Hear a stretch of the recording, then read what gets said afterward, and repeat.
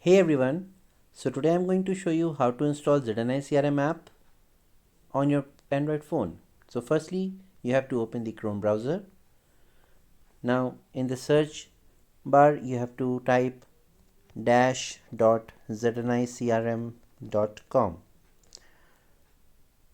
So once you will find the login page, you need to simply enter the username and the password. Now over here, you will find the shortcut to add ZNI CRM to your home screen.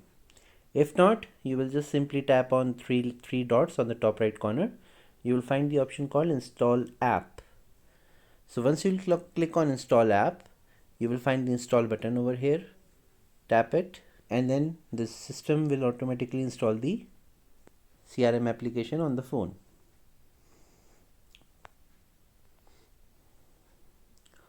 So over here in the application menu, you will find the ZNI CRM app. That's it. You can simply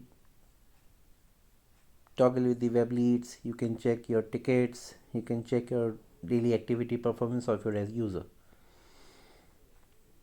Thank you.